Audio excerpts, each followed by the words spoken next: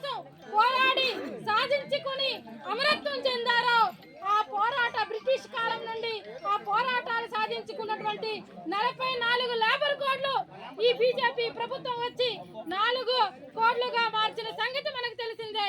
ఏదైతే హక్కుల కోసం మనం అమరుల స్ఫూర్తితో వాళ్ళ ప్రాణాలు త్యాగాలు చేసుకుని ఆ సాధించుకున్నటువంటి ఆ లేబర్ కోడ్లు కూడా రద్దవుతున్నటువంటి బీజేపీ ఆర్ఎస్ఎస్ ప్రభుత్వం రద్దు చేస్తున్న క్రమంలో మనము అనేక పోరాట రూపాల్లో పోరాడుతూ వస్తున్న సందర్భంలో ఈ రోజు మాకనపల్లి వేదికగా ఉపాధి కూలీల సాక్షిగా ఏదైతే ఉపాధి కూలి 10 గంటలు పెంచాలనో మనకు రోజు కూలి 600 పెంచాలని 600 రూపాయలు పెంచాలని ఇప్పుడున్నటువంటి నిత్యావసర సరుకుల ధరలకు అనుకూలంగా మన ఉపాధి కూలీ పెంచాలనేది నెలకు 26,000 రూపాయలు కనీస వేతనంగా మనకు ఉండాలనేది మన కుటుంబాలు బ్రతకాలంటే కనీస వేతనం 26,000 ఈ రోజు ఒక కుటుంబాన్ని కాపాడు బ్రతకాలంటే కష్టమవుతున్న తరుణంలో కనీస వేతనం 26,000 సాధించాలనేది మనం అనేక రూపాల్లో ప్రగతిశీల శక్తులుగా అనేక రూపాయల అమరుల నుండి తీసుకొస్తున్నటువంటి పోరాటాల ఫలితంగా కొన్ని 44 కోట్లు సాధించుకున్న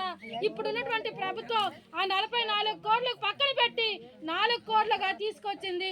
మన భూములు కూడా మనకు లేకుండా ఈ కార్మిక హక్కులు కాలరాస్తూ తన ప్రభుత్వానికి అనుకూలమైనటువంటి ఏదైతే విశాఖ స్టీల్ ప్లాంట్ ఉందో ఇలాంటి విశాఖ స్టీల్ ప్లాంట్ ప్రైవేటీకరణ చేయడానికి అనేక కంపెనీలను మన ఆదాని అంబానీలకు అప్పచెప్పడానికి వేల కోట్ల లక్షల కోట్ల ప్రభుత్వ ఆస్తులను ఈ రోజు పాలక వర్గాల చేతి నుండి కార్పొరేట్లకు అప్పచెప్పే తరుణంలో మనం పోరాటాలు చేయాల్సినటువంటి ఆవశ్యకత ఉన్నదని చెప్తున్నాం. ఎందుకంటే మన అమరులు సాధించినటువంటి నెత్తుల సాక్షిగా ఈ రోజు ఈ ఎర్ర జెండా ఎగురుతున్నది. ఈ ఎర్ర జెండా సాక్షిగా వాళ్ళ త్యాగాల ఫలితంగా ఆ సాధించుకున్నటువంటి హక్కులను కాపాడుకోవాల్సినటువంటి ఆవశ్యకత మన ముందు ఉంది.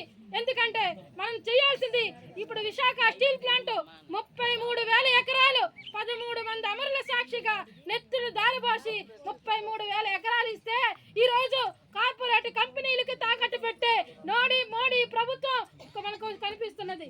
అందుకే మిత్రులారా ఇప్పుడు రైల్వే జోన్లు విమానాశ్రయాలు ఏది కూడా రోడ్లు రవాణా వ్యవస్థ నిత్యావసర సరుకు మిల్లు నిజంగా మన భూముల మీద కొన్నటువంటి ఈ కార్గో ఎయిర్పోర్టు ఎక్కడ చూసినా మన వస్తువులను మన రైతులకు ఏదైతే కార్మిక పీడిత వర్గానికి కావాల్సినటువంటి అవసరాలు ఏవైతున్నాయో అవి తుంగులో తొక్కి కార్పొరేట్లకు అవసరమైనటువంటి చట్టాలు ఏర్పాటు చేసి కార్పొరేట్లకు వెనుదనగా నిలుస్తున్నటువంటి ఈ పాలకుల ప్రకారం మనం ఎదిరించాల్సిన అవసరం ఉన్నది.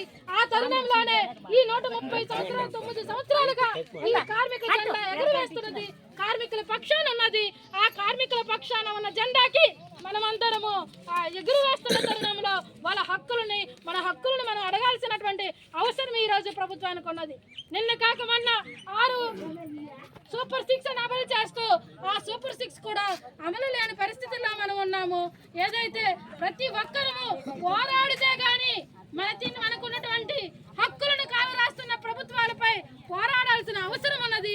దాంట్లో భాగంగానే ఈ కార్యక్రమం చేసినటువంటి ప్రజా కళా మండలికి ప్రత్యేకించి ధన్యవాదాలు మా ప్రగతిశీల మహిళా సంఘం తరఫున తెలియజేస్తున్నాం.